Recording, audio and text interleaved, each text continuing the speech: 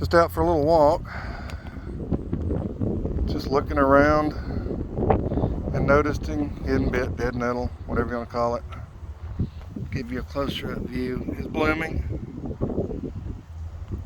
This is like the third or fourth patch on this 2-mile trek that I walk. But just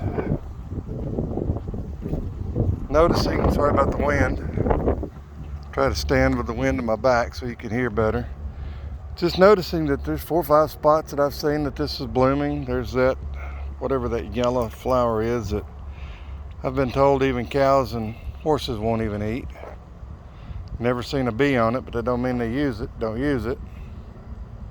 I think Kent Williams told me one time what that is.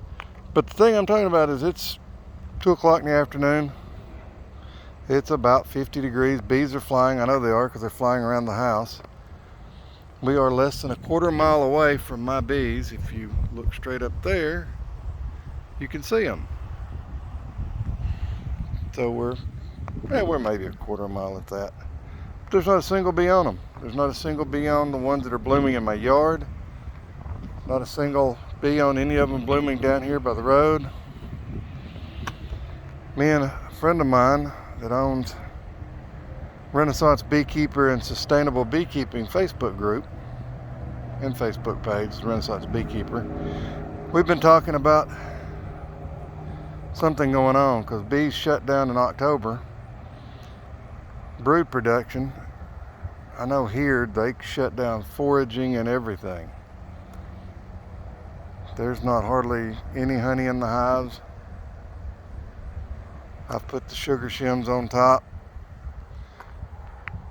Open feeding 3-to-1 sugar water.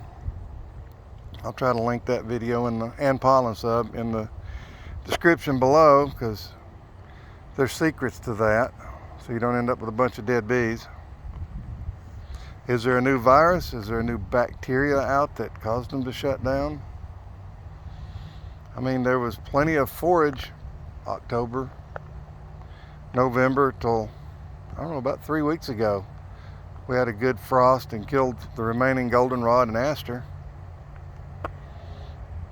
I've actually still seen some little small patches of goldenrod. That's a quick video.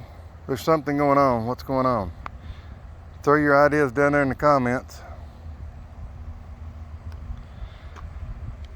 Thanks for watching.